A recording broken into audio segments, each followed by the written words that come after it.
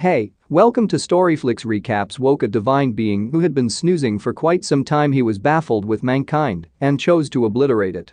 Today we will recap the narrative of the 2012 film Prometheus. The film opens up with a scene with field, mountains, waterways and a cascade.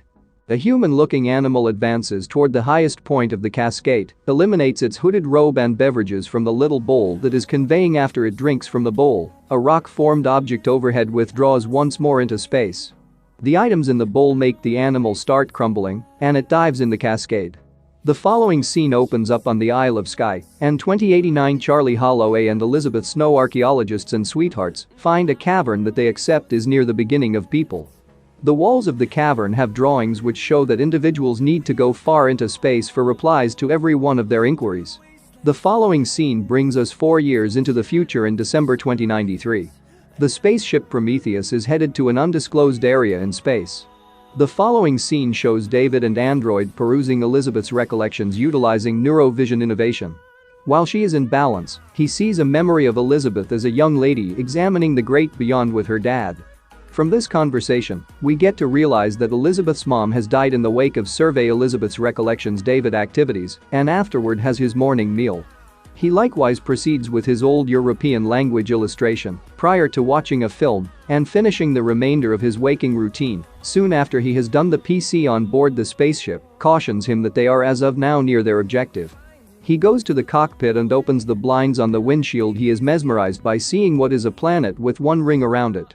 He gets back to where the other group individuals are put in balance and notification that Meredith Vickers, the individual accountable for the undertaking, has awakened from her hibernation. She is doing push-ups. She asks him what amount of time the undertaking had required, and he answers that it has required exactly 2 years and 4 months. She additionally is curious as to whether any of the other team individuals have given, to which he answers in bad. Meredith Finn educates him to awaken them. A voice can be heard advising the group individuals to drink liquids and polish off fatty shakes as they eat. Meredith sees Yannick the skipper taking care of a Christmas tree. She is floored and asked what it is. Yannick answers by talking about that it is Christmas. She then illuminates him that mission preparation will start soon. In one more piece of the boat, Melbourne, a researcher acquaints himself with Fiffled, who completely lets him know that he isn't keen on making companions. Mission preparation starts with Meredith acquainting herself with the remainder of the group. David then, at that point, sets up a holographic video from a tablet in his grasp. In the video, Peter Wayland, the top of the association that coordinated and supported the campaign, lets them know they are here to find the designers who probably made people. These specialists would have the option to let individuals know where they came from, what their motivation, and looks for them in the great beyond. Whelan chose to arrange this undertaking after he had met with Charlie and Elizabeth and caught wind of the stone artworks that advised the method for dispersing Wayland delegates Charlie and Elizabeth to lead the endeavor. At the point when Whelan has done speaking, Elizabeth and Charlie dominate and make sense of the mission. Further, Charlie shows the crowd numerous archaeological finds from various areas of the planet. All discoveries show the equivalent pictogram of individuals revering Goliath animals that highlight the stars. It was basically impossible that old civic establishments might have had some significant awareness of the far-off world they were highlighting. This system has its own sun and the main planet where life is conceivable. It is the planet that their spaceship will before long show up at Fiffled, and Milburn voiced their doubt and requested confirmation. Elizabeth says she doesn't need to demonstrate anything and that she essentially has confidence in her hypothesis. After the preparation, Meredith calls Elizabeth and Charlie and lets them know that they are not to connect with the architects. They are to report back to her, assuming they track down them. She likewise voices her uncertainty about the presence of the designers. Meredith's employer paid a ton to get the group to this far-off planet. Hence, the undertaking will complete the plans the organization made, which do exclude well-disposed contact with different developments. Charlie and Elizabeth were taken simply because it was the desire of Wayland, yet presently the man chooses nothing. Charlie asks about the advancement of David's illustrations. David answers that he has concentrated on an adequate number of old dialects to have the option to address the architects. The boat begins to land, and they understand that this planet is very like the Earth. In spite of the fact that its mountains are higher than Everest, Chief Yannick and his collaborators land the spaceship next to a roundabout fake design that Charlie sees before the others as the review group gets ready to investigate the construction. Charlie asked David for what reason he is putting on a spacesuit since he can't inhale and the harmful air can influence him. David makes sense of that he was planned as a human, since people were more open to relating with their sort. He further makes sense of that wearing a suit helps and look human. They head out to the design in 3 vehicles. A sweep uncovers that the design is digged. They escape the vehicles and into the construction legitimate. They go in and radio back to the spaceship to illuminate the chief. Fifield and Milbourne are the last to enter. Fifield deliveries to extraordinary sensors to plan the region inside the arch-form structure. They arrive at a spot with stalagmites and what resembles springs of water. They find that the air here is breathable, and Charlie continues to eliminate his cap when nothing happens to him. The others follow his model. They continue to go further into the design. David finds a piece of rock in the wall with a kind of coat and some tacky stuff. He feels it is noteworthy before the others realize what's going on.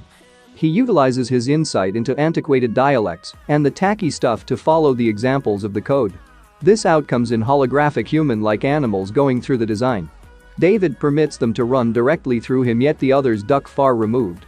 This leads the investigation group to find the beheaded remaining parts of one of the designers. It appears as though it was executed by an entryway. Back at the boat, Meredith is stunned while Yannick taunts her skepticism. Fifield makes a commotion about having sufficiently seen and persuades Milbourne to follow him back to the boat with Milbourne and Fifield done. The rest direct their concentration toward the body in the entryway. Elizabeth utilizes a carbon peruser to gauge that the body is around 2,000 years of age. While David moves to what is apparently the way to open the entryway. With the guide of a stepping stool, David opens the entryway before the others know, and they track down the top of the body on the opposite side. They are presently in a chamber loaded up with unconventional-looking countenances and a model of a human-looking face. David attempts to inspect one of the jars that Elizabeth stops him, telling him not to contact anything, but rather when the others move off to different pieces of the chamber. David inspects one of the containers. He sees a dark liquid coming from the highest point of the jar and broadcasts that the liquid is natural. Elizabeth sees the paintings on the walls changing, and they begin leaving the chamber, however, not prior to taking the top of the beheaded architect they found at the entryway. Yannick sees the beginning of a tempest. He shouts to the investigation group to begin advancing out. Meredith adds that they have just 15 minutes to arrive at the boat. Elizabeth and Passage put the head into a straightforward sack, while Elizabeth shouts to Charlie, and David furtively places one of the jars in a pack prior to hurrying out. Dark worms show signs of life and begin moving under David's feet.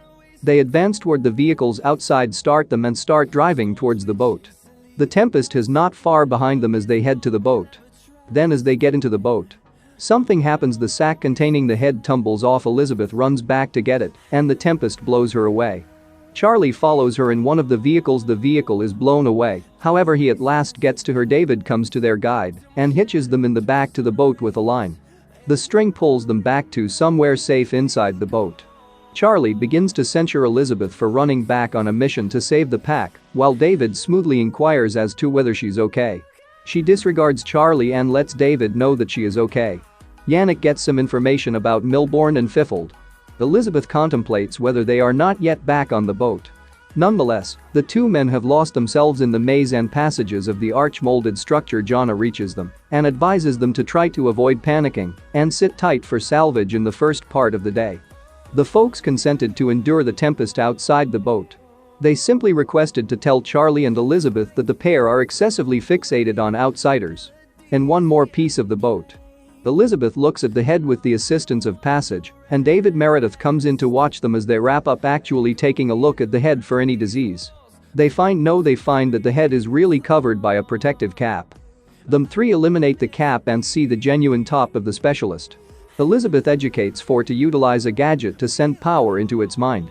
This is the way they intend to persuade the sensory system of the designer that it is alive. She at first sets it to 30 amps, yet increments it up to 60 amps. The face begins to move. Then the researchers endeavor to diminish the voltage anyway. The gadget seems, by all accounts, to be messed up. They need to contain it, as it has begun delivering a disagreeable smell. The head ultimately breaks down in the control box. Baffled, Charlie takes a beverage and leaves the lab. However, Elizabeth would rather not abandon the examination and plans to investigate the leftover sections of the specialist. The following scene shows David's talking with somebody in a balance unit.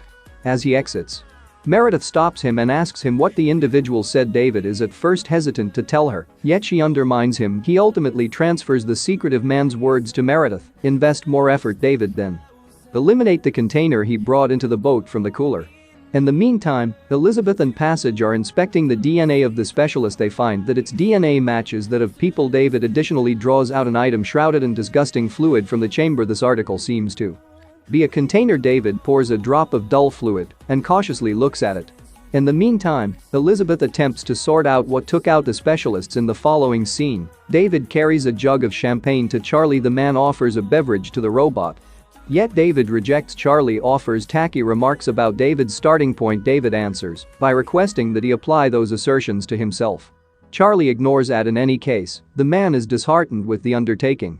He would have liked to find the solutions to every one of the inquiries concerning life from the architects. David then, at that point, asks him how he will find the responses. He came the whole way to find. Charlie answers and says that he will do absolutely everything.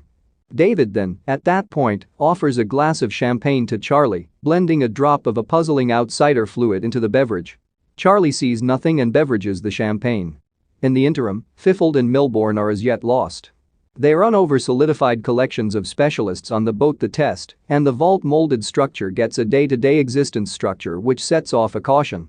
Yannick goes to check. He then, at that point, illuminates the last man through radio and they go ballistic. They choose to head down the contrary path of an area of the living thing. Elizabeth is presently in her room recording a video when Charlie comes in. He gives her a rose and a tat about the mission. She enlightens him regarding the matching nace and he gets a piece close to home. They in the long run rest together somewhere else.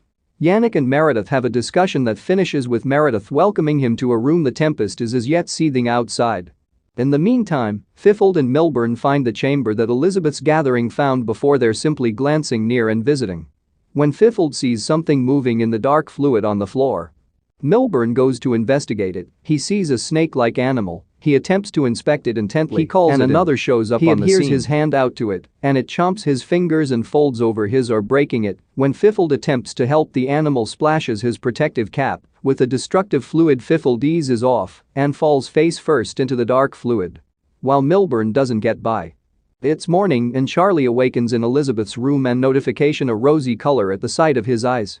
At that point, Jonna calls Elizabeth and tells her he has lost correspondence with Fifield and Milbourne. Yannick follows the others out to the design, while David is abandoned as they leave. David secretively advises Charlie to be cautious while the others are searching for the last man. David crashes into the structure with one of the vehicles. Just Meredith knows where he is. He opens an entryway that no other person has seen. It drives him to a room loaded with similar jars he conveyed back to the boat. Subsequent to providing Meredith with a decent perspective on the room with his body cam, he turns it off. Meredith doesn't expect this and she reviles softly. In the meantime, the others have gotten to the chamber where the snake-like animal assault Milbourne and Fifield. They view Milbourne, while Fifield is no place is found. Something is additionally happening to Charlie Holloway. The red spots in his eyes have developed and he feels sleepy. He plunks down while Elizabeth checks him. Yannick and the others help him out, while Elizabeth radios back to the boat for a clinical group to be on reserve. In the meantime, David is currently in the control room of the structure. He squeezes a few fastens that carry holographic specialists into the room.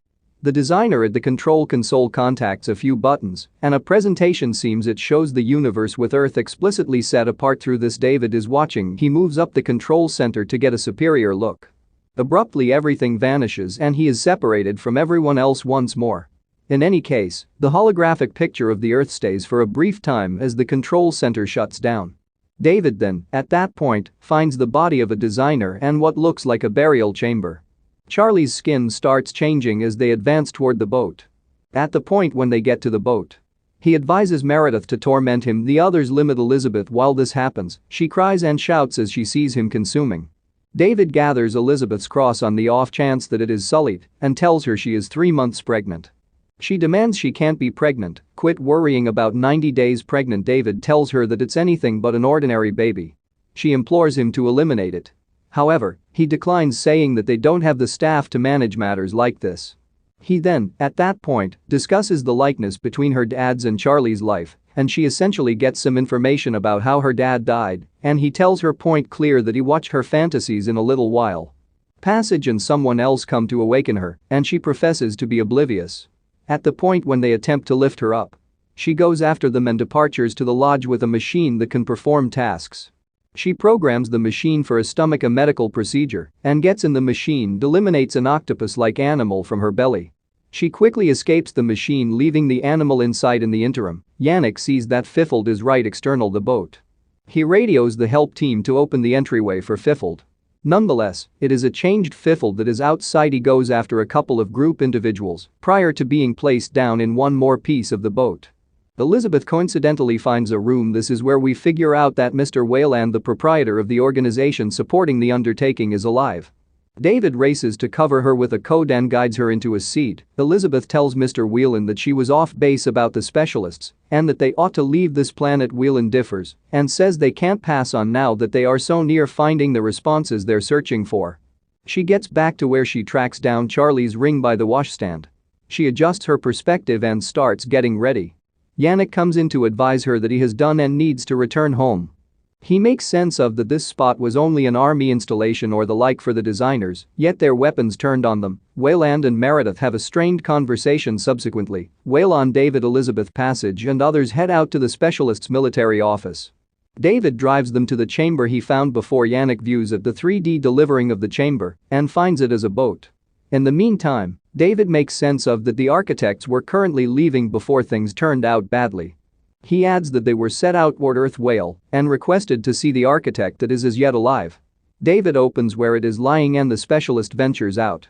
David attempts to talk with the designer, yet it assaults him and the others. Just Elizabeth Shaw escapes as Whelan leaves. He expresses that there isn't anything in any case. David's head is as yet alive. Meredith, Yannick, Ravel and Serenades are shaken by what they recently saw. However, they begin preparing the boat to get back to Earth. In the interim, the designer fires up his boat. The air from the exhaust wrecks Elizabeth and conveys her towards the entry of a tactical office.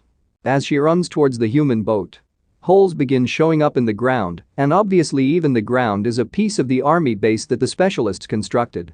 Yannick sees her and reaches her without any desire for getting to the boat. She asks Jonna to keep the specialist transport from leaving the planet. Meredith isn't having any of it. Seeing that she can't convince Yannick, she runs off to the brake unit. Ravel and Serenade stay back with Yannick. Notwithstanding, the departure case crashes soon after leaving the principal transport. Yannick flies his boat straight into the architect transport. The effect makes the designer transport crash. The accident transport continues to move about till it ultimately pounds Meredith Vickers. Elizabeth barely circumvented being squashed. She then, at that point, advances into the boat from Earth as her oxygen levels are low. She heard a commotion on the boat. It ends up being the animal that she birthed. It developed huge. David illuminates her that the architect is coming for her. She overcomes him by offering him to the octopus-like animal. David illuminates her that the architects have different boats. She goes into the crashed engineer boat to get him. She lets him know that she isn't returning to Earth. She currently needs to find a reason why the architects that made people, additionally needing to obliterate them. She places David's head in a sack and zips it. Elizabeth composes a report and leaves the planet in a specialist spaceship. The last scene shows an alternate sort of animal rising up out of the body of the designer, essentially dead by the octopus-like animal. So what was your take of this film? Kindly like and buy in. See you sometime later.